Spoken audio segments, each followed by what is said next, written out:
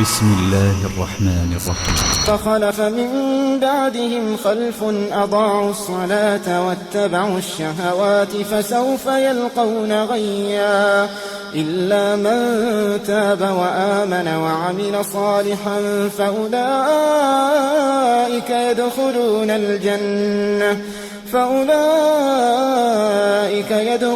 الجنة ولا يظلمون شيئا. Bismillahirrahmanirrahim. Assalamu alaikum. Que la paix soit sur vous. Donc tout d'abord, j'espère que vous allez tous très bien. Alors aujourd'hui, bi'idhnillah, nous allons parler ensemble de la science religieuse. De la science religieuse qui est al-ilm al-shar'i. Eh bien cette science religieuse, pour montrer à quel point elle a une place importante, j'ai même envie de dire une place essentielle dans la religion. Eh bien, nous allons commencer par citer un verset du Coran où Allah subhanahu wa ta'ala nous a dit وَمَا خَلَقْتُ الْجِنَّ وَالْإِنسَ إِلَّا لِيَعْبُدُونَ. Eh bien, certes, je n'ai créé les djinns et les hommes que pour qu'ils m'adorent. Mais il s'agit d'adorer Allah comme Allah le veut et non pas comme nos passions pourraient nous pousser à vouloir adorer Allah. Là, l'idée c'est d'adorer Allah comme Allah le veut. Et vu qu'Allah ne nous a créés que pour son adoration, et vu que nous ne pouvons adorer Allah sans science, eh bien cela montre l'importance du ilm, l'importance de la science religieuse en islam. Et avec quoi sont venus les prophètes? Avec quoi sont venus les messagers? Eh bien regardez, qu'est-ce qu'ils ont laissé en héritage? Comme l'a dit le prophète Mohammed sallallahu alayhi wa sallam. Wa innal anbiya wa innal ulama warathatul anbiya wa innal ulama warathatul anbiya. Eh bien certes, les savants sont les héritiers des prophètes. Wa innal anbiya lam yuwarrithu dinaran wala dirhaman wa innama warrathu al-ilma faman akhadahu akhadha bihadhin wafirin. Eh bien certes, les prophètes n'ont laissé ni dinar ni dirham, ils n'ont pas laissé d'argent en héritage. Non. Quel est le vrai héritage qu'ils ont laissé? Eh bien, ils ont laissé al-ilm, ils ont laissé la science religieuse. Et quiconque va prendre de cette science aura certes pris une part immense. Et regardez qu'est-ce qu'a dit Allah dans le Coran. وَقُلْ رَبِّ زِدْنِي عِلْمًا. Et dit, en s'adressant à Mohammed sallallahu alayhi wa sallam, ô mon Seigneur, rajoute-moi en science. Eh bien, si le prophète Mohammed sallallahu alayhi wa sallam demandait cela à Allah, eh bien nous devons faire exactement la même chose, car nous avons beaucoup plus besoin de ilm, que le prophète Mohammed sallallahu alayhi wa sallam, qui était la créature, subhanallah, la meilleure des créatures. Eh bien nous avons un besoin immense en ilm. Donc l'idée c'est ça, c'est d'imiter le prophète sallallahu alayhi wa sallam dans cette démarche qui consiste à demander à Allah qu'il nous rajoute en ilm. Ya Rabb, zinna ilma. Allahumma amin. Et cette science que nous demandons à Allah, c'est pas juste uniquement du ilm que nous demandons pour l'emmagasiner, juste pour le plaisir comme ça. Là, l'idée c'est quoi? C'est que si Allah donne, de par sa miséricorde, une science à un de ses serviteurs, eh bien il s'agit d'essayer du mieux que l'on peut de mettre en pratique cela.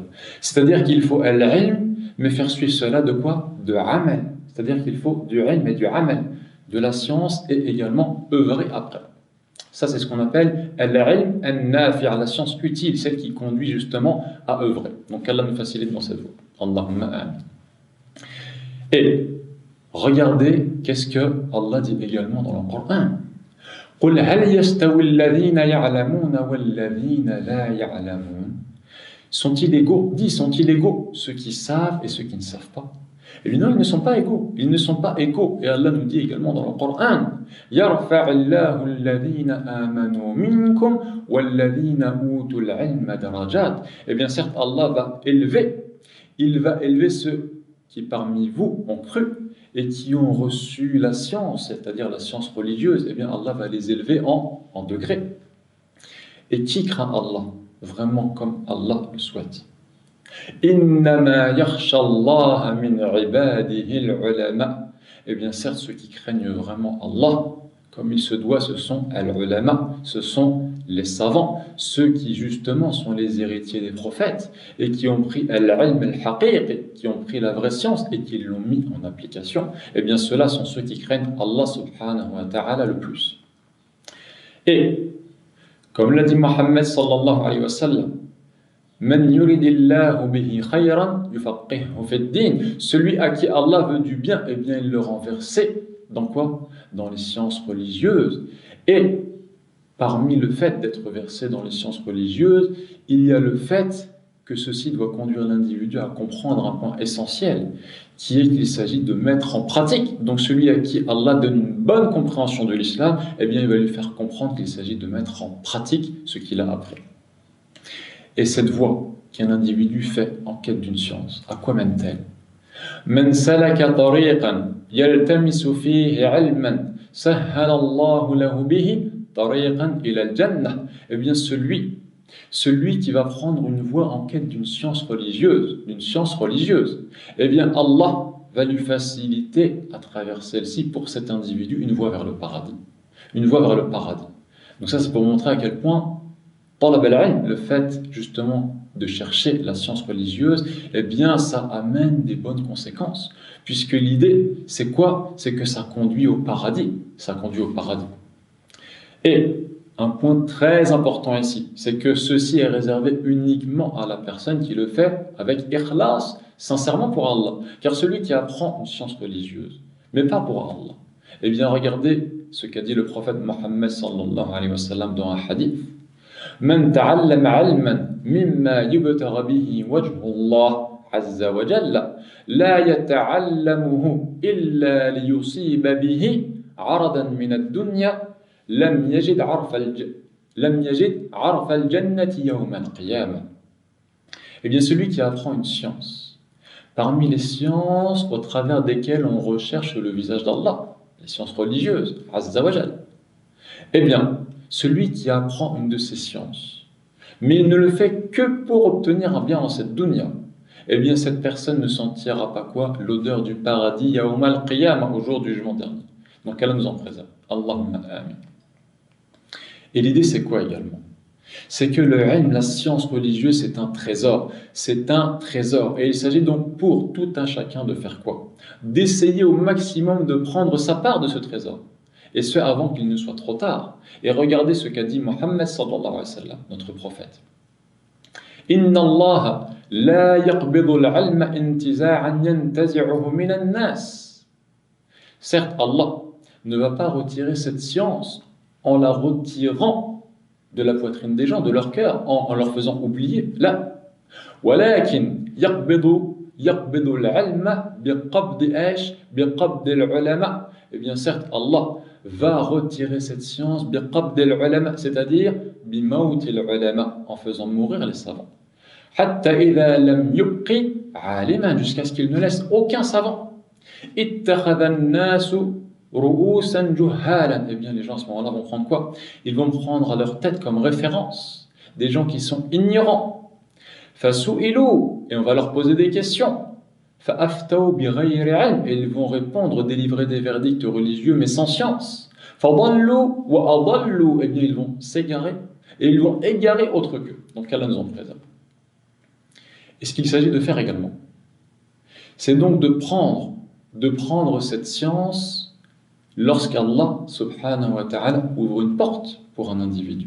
Si Allah facilite à un individu, lui donne une voie, lui rend facile cette voie pour l'apprentissage de la science religieuse, qu'il a une opportunité, eh bien qu'il la saisisse car peut-être qu'elle ne se reproduira pas. Peut-être que cette porte-là va se refermer. Donc il s'agit de saisir les opportunités qui se présentent face à un individu, ou plutôt devant un individu.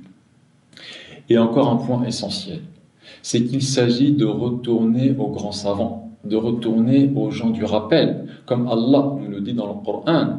Fas'alu ahla dhikri in kuntum la ta'lamun. Eh bien quoi? Demandez aux gens du rappel si vous ne savez pas. Donc il s'agit de demander lorsque l'on ne sait pas. Et il n'y a pas de honte à cela. La personne qui ne sait pas, eh bien elle demande aux gens de science, aux gens du rappel. Et encore une fois, les gens du rappel, ce sont qui? Eh bien ce sont ceux qui suivent le Coran, qui suivent la sunna du prophète Mohammed sallallahu alayhi wa sallam, selon la compréhension des pieux prédécesseurs.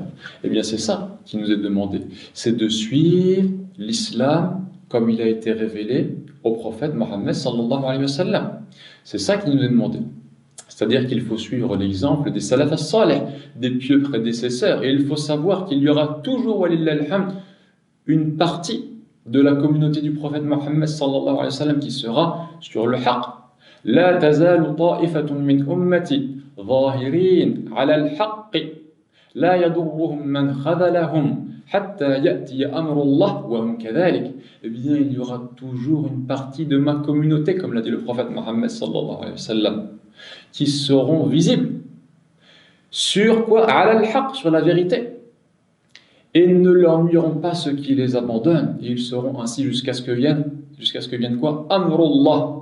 Amrullah, c'est quoi? Comme l'ont dit les savants, eh bien, c'est lorsqu'Allah va envoyer un vent qui va recueillir l'âme de tous les croyants et de toutes les croyantes. Eh bien, il y aura toujours, jusqu'à ce moment-là, une partie de la Ummah qui sera sur le haqq. Ils seront visibles sur le haqq. Et comme l'a dit Cheikh Al-Fawzan, eh bien, ceux qui cherchent ces individus, bi'idhnillah, il les trouvera. Et il saura que la vérité se situe ici. Donc l'idée, c'est quoi? C'est de suivre l'islam. Mais quel islam? Savoir qu'il n'y a qu'un islam qui sera accepté pour nous, là. Pour nous, je vais le dire en tant que musulmans et musulmanes aujourd'hui, mais également, qu'est-ce qui est demandé aux non-musulmans et aux non-musulmanes? Eh bien, c'est de suivre également l'islam, celui qui a été révélé par Allah au prophète Mohammed sallallahu alayhi wa sallam. Pas un autre islam, non, c'est cet islam-là qui sera accepté par Allah pour nous. Yawm al-Qiyamah, comme l'a dit Allah subhanahu wa ta'ala dans le Coran, Al-yawma akmaltu lakum dinakum. Eh bien, aujourd'hui, j'ai parachevé pour vous votre religion, c'est-à-dire, c'est terminé. Wa atmamtu alaykum ni'mati. Wa atmamtu alaykum ni'mati. Eh bien, j'ai accompli quoi sur vous mon bienfait. Wa raditu lakum al-islam dina. Et j'ai quoi? J'ai agréé pour vous comme religion l'islam. Non. Wa raditu, c'est-à-dire j'ai été satisfait, j'ai agréé l'islam comme religion. Donc c'est vraiment cet islam-là que nous devons suivre. Et il ne faut pas, comme nous pouvons l'entendre parfois, il ne faut pas penser que l'islam ne peut pas s'adapter à toute époque et en tout lieu, c'est-à-dire être applicable à toute époque et en tout lieu. Là, ce n'est pas le cas. L'islam, alhamdulillah, peut être appliqué à toute époque et en tout lieu, et ce, ila yawm al-qiyamah, jusqu'au jour du jugement dernier. Donc il s'agit de faire bien attention à cela. Et un dernier point très important, c'est que pour justement bien comprendre l'islam, pour bien comprendre et apprendre l'islam, eh bien il s'agit d'avoir une miftah. Et cette clé, qu'est-ce que c'est? C'est la langue arabe. La langue arabe qui va permettre aux individus de retourner aux sources, puisque cette religion a été révélée par Allah au prophète Mohammed sallallahu alayhi wa sallam en langue arabe. Donc il s'agit, pour ceux qui veulent vraiment bien comprendre la religion, eh bien d'apprendre la langue arabe. Donc Allah subhanahu wa ta'ala nous donne la bonne compréhension, qu'elle nous donne la bonne compréhension de l'islam et qu'il nous permette de suivre l'islam comme il l'a créé. Hada wallahu a'lam wa sallallahu ala nabiyyina Muhammad.